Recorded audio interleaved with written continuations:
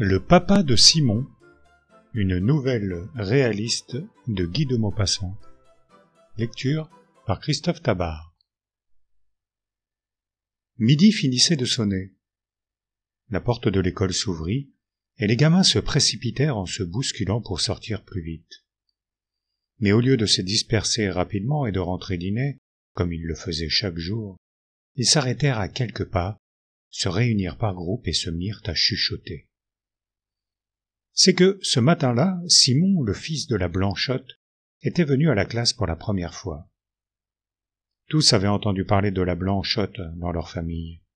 Et quoiqu'on lui fît bon accueil en public, les mères la traitaient entre elles avec une sorte de compassion un peu méprisante, qui avait gagné les enfants sans qu'ils sussent du tout pourquoi. Quant à Simon, il ne le connaissait pas, car il ne sortait jamais et il ne galopait point avec eux dans les rues du village ou sur les bords de la rivière. Aussi ne l'aimait-il guère, et c'était avec une certaine joie, mêlée d'un étonnement considérable, qu'ils avaient accueilli et qu'ils s'étaient répété l'un à l'autre cette parole dite par un gars de 14 ou 15 ans, qui paraissait en savoir long tant il clignait finement des yeux. « Vous savez, Simon, eh bien, il n'a pas de papa. » Le fils de la Blanchotte parut à son tour sur le seuil de l'école. Il avait 7 ou 8 ans. Il était un peu pâlot, très propre, avec l'air timide, presque gauche. Il s'en retournait chez sa mère, quand les groupes de ses camarades, chuchotant toujours en le regardant, avec les yeux malins et cruels des enfants qui méditent un mauvais coup, l'entourèrent peu à peu et finirent par l'enfermer tout à fait. Il restait là, planté au milieu d'eux, surpris et embarrassé, sans comprendre ce qu'on allait lui faire. Mais le gars qui avait apporté la nouvelle, enorgueilli du succès obtenu déjà, lui demanda « Comment t'appelles-tu, toi ?» Il répondit « Simon. »« Simon quoi ?» reprit l'autre.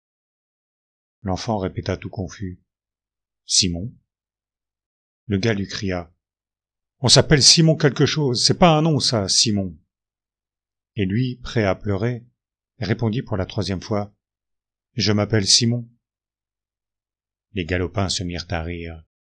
Le gars triomphant éleva la voix. « Vous voyez bien qu'il n'a pas de papa. » Un grand silence se fit. Les enfants étaient stupéfaits par cette chose extraordinaire, impossible, monstrueuse, un garçon qui n'a pas de papa.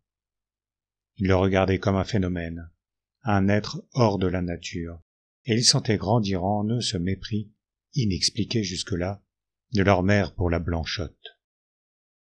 Quant à Simon, il s'était appuyé contre un arbre pour ne pas tomber, et il restait comme atterré par un désastre irréparable. Il cherchait à s'expliquer, mais il ne pouvait rien trouver pour leur répondre et démentir cette chose affreuse qui n'avait pas de papa. Enfin, livide, il leur cria à tout hasard « Si, j'en ai un !»« Où est-il » demanda le gars. Simon se tut. Il ne savait pas. Les enfants riaient, très excités, et ces fils des champs, plus proches des bêtes, éprouvaient ce besoin cruel qui pousse les poules d'une basse-cour à achever l'une d'entre elles aussitôt qu'elle est blessée. Simon avisa tout à coup un petit voisin, le fils d'une veuve qu'il avait toujours vu, comme lui-même, tout seul avec sa mère. « Et toi non plus, dit-il, tu n'as pas de papa. »« Si, répondit l'autre, j'en ai un. »« Où est-il » riposta Simon. « Il est mort, déclara l'enfant avec une fierté superbe. « Il est au cimetière, mon papa. » Un murmure d'approbation courut parmi les garnements, comme si ce fait d'avoir son père mort au cimetière eût grandi leurs camarades pour écraser cet autre qui n'en avait point du tout. Et ces polissons, dont les pères étaient pour la plupart méchants, ivrognes, voleurs et durs à leurs femmes, se bousculaient en se serrant de plus en plus, comme si eux, les légitimes, eussent voulu étouffer dans une pression celui qui était hors la loi. L'un, tout à coup, qui se trouvait contre Simon, lui tira la langue d'un air narquois et lui cria « Pas de papa, pas de papa !» Simon le saisit à 2 mains aux cheveux et se mit à lui cribler les jambes de coups de pied pendant qu'il lui mordait la joue cruellement. Il se fit une bousculade énorme. Les 2 combattants furent séparés, et Simon se trouva frappé, déchiré, meurtri, roulé par terre, au milieu du cercle des galopins qui applaudissaient. Comme il se relevait en nettoyant machinalement avec sa main sa petite blouse toute sale de poussière, quelqu'un lui cria « Va le dire à ton papa !» Alors il sentit dans son cœur un grand écroulement. Ils étaient plus forts que lui, ils l'avaient battu, et il ne pouvait point leur répondre, car il sentait bien que c'était vrai qu'il n'avait pas de papa. Plein d'orgueil, il essaya pendant quelques secondes de lutter contre les larmes qui l'étranglaient. Il eut une suffocation, puis, sans cri, il se mit à pleurer par grands sanglots qui le secouaient précipitamment. Alors une joie féroce éclata chez ses ennemis, et naturellement, ainsi que les sauvages dans leur gaieté terrible, ils se prirent par la main et se mirent à danser en rond autour de lui, en répétant comme un refrain « Pas de papa, pas de papa ». Mais Simon, tout à coup, cessa de sangloter. Une rage l'affola. Il y avait des pierres sous ses pieds. Il les ramassa, et de toutes ses forces les lança contre ses bourreaux. 2 ou 3 furent atteints et se sauvèrent en criant. Et il avait l'air tellement formidable qu'une panique eut lieu parmi les autres. Lâches, comme l'est toujours la foule devant un homme exaspéré, ils se débandèrent et s'enfuirent. Resté seul, le petit enfant sans père se mit à courir vers les champs, car un souvenir lui était venu qui avait amené dans son esprit une grande résolution. Il voulait se noyer dans la rivière. Il se rappelait en effet que 8 jours auparavant, un pauvre diable qui mendiait sa vie s'était jeté dans l'eau parce qu'il n'avait plus d'argent. Simon était là lorsqu'on le repêchait, et le triste bonhomme, qui lui semblait ordinairement lamentable, malpropre et laid, l'avait alors frappé par son air tranquille, avec ses joues pâles, sa longue barbe mouillée et ses yeux ouverts, très calmes. On avait dit alentour « Il est mort ». Quelqu'un avait ajouté « Il est bien heureux maintenant ». Et Simon voulait aussi se noyer parce qu'il n'avait pas de père, comme ce misérable qui n'avait pas d'argent. Il arriva tout près de l'eau et la regarda couler. Quelques poissons folâtraient, rapides, dans le courant clair, et par moments faisaient un petit bond et happaient des mouches voltigeantes à la surface. Il cessa de pleurer pour les voir, car leur manège l'intéressait beaucoup. Mais, parfois, comme dans les accalmies d'une tempête, passent tout à coup de grandes rafales de vent qui font craquer les arbres et se perdent à l'horizon. Cette pensée lui revenait avec une douleur aiguë. Je vais me noyer parce que je n'ai point de papa. Il faisait très chaud, très bon. Le doux soleil chauffait l'herbe, l'eau brillait comme un miroir, et Simon avait des minutes de béatitude, de cet alanguissement qui suit les larmes, où il lui venait de grandes envies de s'endormir là, sur l'herbe, dans la chaleur. Une petite grenouille verte sauta sous ses pieds. Il essaya de la prendre, elle lui échappa. Il la poursuivit et la manqua 3 fois de suite. Enfin il la saisit par l'extrémité de ses pattes de derrière, et il se mit à rire en voyant les efforts que faisait la bête pour s'échapper.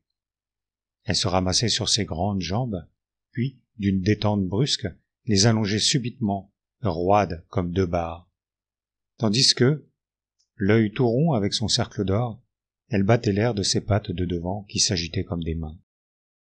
Cela lui rappela un joujou fait avec d'étroites planchettes de bois clouées en zigzag les unes sur les autres, qui, par un mouvement semblable, conduisait l'exercice de petits soldats piqués dessus.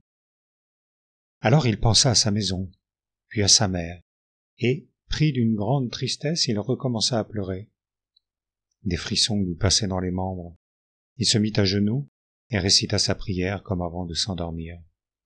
Mais il ne put l'achever, car des sanglots lui revinrent si pressés, si tumultueux, qu'ils l'envahirent tout entier.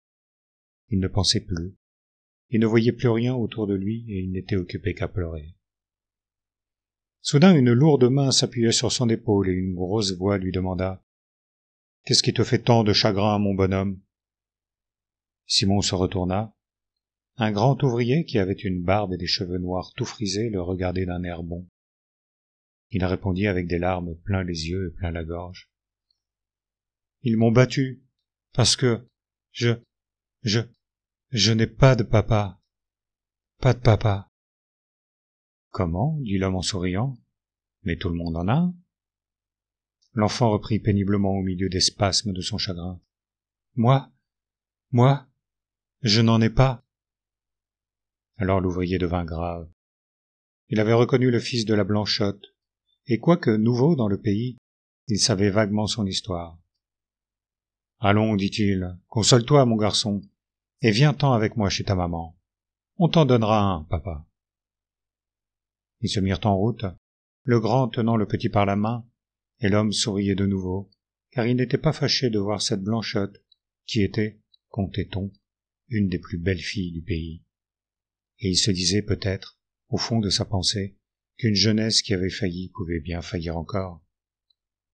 Ils arrivèrent devant une petite maison blanche très propre. « C'est là, dit l'enfant. » Et il cria « Maman !» Une femme se montra, et l'ouvrier cessa brusquement de sourire, car il comprit tout de suite qu'on ne badinait plus avec cette grande fille pâle qui restait sévère sur sa porte, comme pour défendre à un homme le seuil de cette maison où elle avait été déjà trahie par un autre. Intimidé et sa casquette à la main, il balbutia. « Tenez, madame, je vous ramène votre petit garçon qui s'était perdu près de la rivière. » Mais Simon sauta au cou de sa mère et lui dit en se remettant à pleurer. « Non, maman, j'ai voulu me noyer parce que les autres m'ont battu, parce que je n'ai pas de papa. » Une rougeur cuisante couvrit les joues de la jeune femme, et, meurtrie jusqu'au fond de sa chair, elle embrassa son enfant avec violence pendant que des larmes rapides lui coulaient sur la figure. L'homme ému restait là, ne sachant comment partir. Mais Simon soudain courut vers lui et lui dit « Voulez-vous être mon papa ?» Un grand silence se fit. La Blanchotte, muette et torturée de honte, s'appuyait contre le mur, les deux mains sur son cœur. L'enfant, voyant qu'on ne lui répondait point, reprit « Si vous ne voulez pas, je retournerai me noyer. » L'ouvrier prit la chose en plaisanterie et répondit en riant « Mais oui, je veux bien. »« Comment est-ce que tu t'appelles » demanda alors l'enfant, « pour que je réponde aux autres quand ils voudront savoir ton nom. »« Philippe, » répondit l'homme. Simon se tut une seconde pour bien faire entrer ce nom-là dans sa tête, puis il tendit les bras tout consolé en disant « Eh bien, Philippe, tu es mon papa. » L'ouvrier, l'enlevant de terre, l'embrassa brusquement sur les deux joues, puis il s'enfuit très vite à grandes enjambées. Quand l'enfant entra dans l'école, le lendemain, un rire méchant l'accueillit, et à la sortie, lorsque le gars voulut recommencer, Simon lui jeta ces mots à la tête, comme il aurait fait d'une pierre. « Il s'appelle Philippe, mon papa. » Des hurlements de joie jaillirent de tous les côtés. « Philippe qui? Philippe quoi? Qu'est-ce que c'est que ça, Philippe? Où l'as-tu pris, ton Philippe ?» Simon ne répondit rien, et, inébranlable dans sa foi, il les défiait de l'œil, prêt à se laisser martyriser plutôt que de fuir devant eux. Le maître d'école le délivra, et il retourna chez sa mère. Pendant 3 mois, le grand ouvrier Philippe passa souvent auprès de la maison de la Blanchotte, et quelquefois il s'enhardissait à lui parler lorsqu'il la voyait, cousant auprès de sa fenêtre. Elle lui répondait poliment, toujours grave, sans rire jamais avec lui, et sans le laisser entrer chez elle. Cependant, un peu fat comme tous les hommes, il s'imagina qu'elle était souvent plus rouge que de coutume lorsqu'elle causait avec lui. Mais une réputation tombée est si pénible à refaire et demeure toujours si fragile que, malgré la réserve ombrageuse de la Blanchotte, on jasait déjà dans le pays. Quant à Simon, il aimait beaucoup son nouveau papa et se promenait avec lui presque tous les soirs, la journée finie. Il allait assidûment à l'école et passait au milieu de ses camarades fort dignes, sans leur répondre jamais. Un jour pourtant, le gars qui l'avait attaqué le premier lui dit « Tu as menti, tu n'as pas un papa qui s'appelle Philippe. » « Pourquoi ça ?» demanda Simon, très ému. Le gars se frottait les mains. Il reprit « Parce que si tu en avais un, il serait le mari de ta maman. » Simon se troubla devant la justesse de ce raisonnement. Néanmoins, il répondit « C'est mon papa tout de même. »« Ça se peut bien, » dit le gamin en ricanant, « mais ce n'est pas ton papa tout à fait. » Le petit à la Blanchotte courba la tête et s'en alla rêveur du côté de la forge au père Loison, où travaillait Philippe. Cette forge était comme ensevelie sous des arbres. Il y faisait très sombre. Seule la lueur rouge d'un foyer formidable éclairé par grands reflets 5 forgerons aux bras nus qui frappaient sur leurs enclumes avec un terrible fracas. Ils se tenaient debout, enflammés comme des démons, les yeux fixés sur le fer ardent qu'ils torturaient, et leurs lourdes pensées montaient et retombaient avec leurs marteaux. Simon entra sans être vu, et alla tout doucement tirer son ami par la manche. Celui-ci se retourna. Soudain, le travail s'interrompit, et tous les hommes regardèrent très attentifs. Alors, au milieu de ce silence inaccoutumé, monta la petite voix frêle de Simon. « Dis donc, Philippe, le gars à la mi-chaude m'a conté tout à l'heure que tu n'étais pas mon papa tout à fait. »« Pourquoi ça ?» demanda l'ouvrier. L'enfant répondit avec toute sa naïveté. « Parce que tu n'es pas le mari de maman. » Personne ne rit. Philippe resta debout, appuyant son front sur le dos de ses grosses mains qui supportaient le manche de son marteau dressé sur l'enclume. Il rêvait.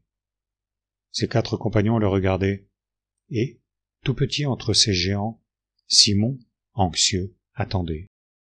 Tout à coup, un des forgerons, répondant à la pensée de tous, dit à Philippe. « C'est tout de même une bonne et brave fille que la Blanchotte, et vaillante, et rangée, malgré son malheur, et qui serait une digne femme pour un honnête homme. »« Ça c'est vrai, » dirent les 3 autres. L'ouvrier continua. « Est-ce sa faute, à cette fille, si elle a failli ? On lui avait promis mariage, et j'en connais plus d'une qu'on respecte bien aujourd'hui, et qui en ont fait tout autant. »« Ça c'est vrai, » répondirent en chœur les 3 hommes. Il reprit. « Ce qu'elle a peiné, la pauvre, pour élever son gars toute seule, et ce qu'elle a pleuré depuis qu'elle ne sort plus que pour aller à l'église. Il n'y a que le bon Dieu qui le sait. »« C'est encore vrai, » dirent les autres. Alors on n'entendit plus que le soufflet qui activait le feu du foyer. Philippe brusquement se pencha vers Simon. « Va dire à ta maman que j'irai lui parler ce soir. » Puis il poussa l'enfant dehors par les épaules. Il revint à son travail, et d'un seul coup les 5 marteaux retombèrent ensemble sur les enclumes. Ils battirent ainsi le fer jusqu'à la nuit, forts, puissants, joyeux comme des marteaux satisfaits. Mais de même que le bourdon d'une cathédrale résonne dans les jours de fête au-dessus du tintement des autres cloches, ainsi le marteau de Philippe, dominant le fracas des autres, s'abattait de seconde en seconde avec un vacarme assourdissant, et lui, l'œil allumé, forgeait passionnément, debout dans les étincelles. Le ciel était plein d'étoiles quand il vint frapper à la porte de la Blanchotte. Il avait sa blouse des dimanches, une chemise fraîche et la barbe faite. La jeune femme se montra sur le seuil et lui dit d'un air peiné. « C'est mal de venir ainsi la nuit tombée, monsieur Philippe. » Il voulut répondre, balbutia et resta confus devant elle. Elle reprit. « Vous comprenez bien pourtant qu'il ne faut plus que l'on parle de moi. » Alors lui, tout à coup, « Qu'est-ce que ça fait, dit-il, si vous voulez être ma femme ?»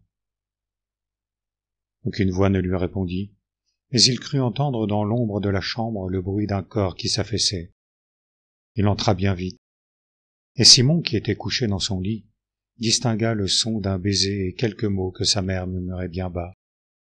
Puis, tout à coup, il se sentit enlevé dans les mains de son ami, et celui-ci, le tenant au bout de ses bras d'Hercule, lui cria « Tu leur diras à tes camarades que ton papa, c'est Philippe Rémy, le forgeron, et qu'il ira tirer les oreilles à tous ceux qui te feront du mal. » Le lendemain, comme l'école était pleine et que la classe allait commencer, le petit Simon se leva tout pâle et les lèvres tremblantes. « Mon papa, dit-il d'une voix claire, c'est Philippe Rémy, le forgeron, et il a promis qu'il tirerait les oreilles à tous ceux qui me feraient du mal. » Cette fois, personne ne rit plus, car on le connaissait bien, ce Philippe Rémy, le forgeron, et c'était un papa, celui-là, dont tout le monde eût été fier.